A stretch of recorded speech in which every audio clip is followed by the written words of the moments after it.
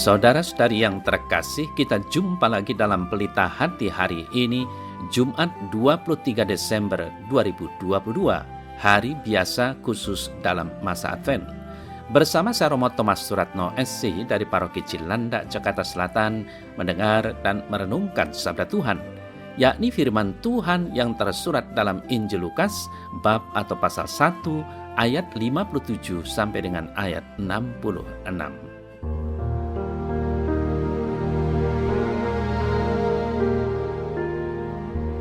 Genaplah bulannya bagi Elisabet untuk bersalin dan ia pun melahirkan seorang anak laki-laki.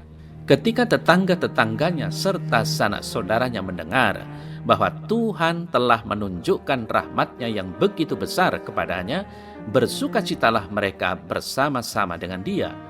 Maka datanglah mereka pada hari yang ke-8 untuk menyunatkan anak itu, dan mereka hendak menamai dia Zakaria menurut nama bapaknya. Tetapi ibunya berkata, "Jangan, ia harus dinamai Yohanes." Kata mereka kepadanya, "Tidak ada di antara sanak saudaramu yang bernama demikian." Lalu mereka memberi isyarat kepada bapaknya untuk bertanya nama apa yang hendak diberikannya kepada anaknya itu. Ia meminta batu tulis, lalu menuliskan kata-kata ini, "Namanya adalah Yohanes." Dan mereka pun heran semuanya. Dan seketika itu juga terbukalah mulutnya dan terlepaslah lidahnya. Lalu ia berkata-kata dan memuji Allah. Maka ketakutanlah semua orang yang tinggal di sekitarnya, dan segala peristiwa itu menjadi buah tutur di seluruh pegunungan Yudea. Dan semua orang yang mendengarnya merenungkannya dan berkata, "Menjadi apakah anak ini nanti? Sebab tangan Tuhan menyertai dia."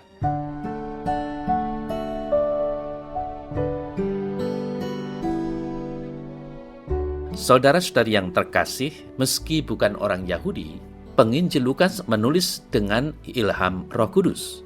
Lukas menginginkan agar Theophilus dan para pentobat bukan Yahudi serta orang-orang lain yang ingin mengetahui kebenaran akan mengetahui dengan pasti kebenaran yang tepat yang telah diajarkan kepada mereka secara lisan. Bagian awal Injil Lukas ini menyajikan data bagaimana awal persiapan karya keselamatan yang dilakukan oleh Yesus melalui kelahiran Yohanes yang menyiapkan jalan bagi Tuhan. Saudara-saudari yang terkasih, bayi yang dilahirkan Elisabet bukanlah bayi biasa. Ada rencana Allah yang besar, yaitu menjadikannya kelak sebagai utusan Allah untuk mendahului Yesus Kristus Sang Mesias.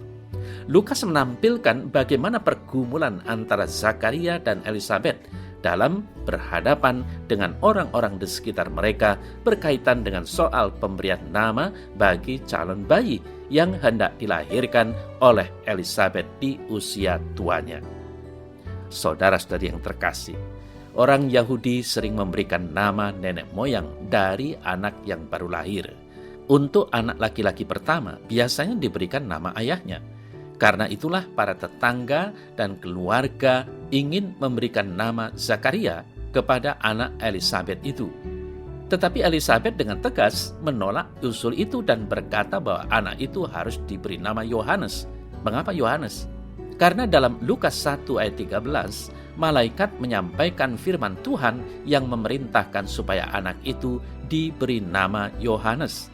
Jadi di sini kita melihat suatu teladan yang baik dari Elisabet. Ia berani menentang tradisi dan usul dari banyak orang demi ketaatannya kepada Tuhan. Mereka bertanya kepada Zakaria dengan menggunakan isyarat. Ini menunjukkan bahwa Zakaria bukan sekedar bisu, tetapi juga tuli. Ia lalu menuliskan namanya adalah Yohanes. Sama seperti Elisabet, Zakaria juga lebih menaati Tuhan daripada tradisi maupun usul dan desakan orang banyak. Saudara-saudari yang terkasih, Tuhan telah menentukan Zakaria dan Elisabet menjadi tempat lahirnya perintis jalan bagi kedatangan Yesus. Tuhan menganugerahi keluarga ini dengan suatu kemustahilan. Tuhan mengizinkan Zakaria dan Elisabet yang sudah tua dan tidak ada kemungkinan untuk mempunyai anak.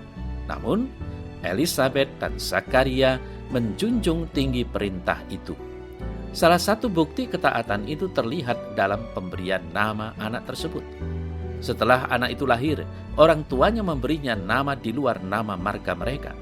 Akan tetapi, mereka memberinya nama sesuai perintah Tuhan melalui malaikat, yaitu Yohanes. Begitulah saudara-saudari yang terkasih.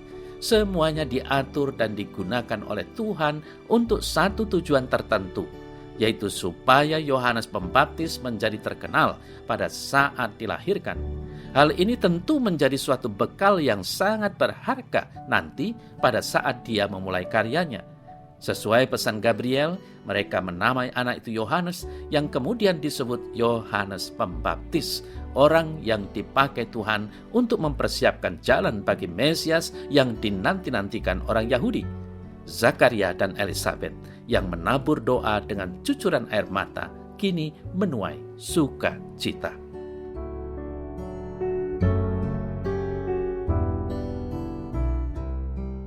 Dalam nama Bapa dan Putra dan Roh Kudus. Amin. Ya Tuhan Allah, berilah aku ketaatan terhadap perintah-perintah-Mu untuk melakukan apa yang menjadi keinginan-Mu. Aku menyadari bahwa itu tidaklah mudah, namun aku percaya seperti Zakaria dan Elisabet. Walau tidak mungkin, tetaplah aku percaya, karena di dalam Engkau segala sesuatu mungkin. Amin. Semoga Allah yang Maha Kuasa memberkati saudara dalam nama Bapa dan Putra dan Roh Kudus. Amin.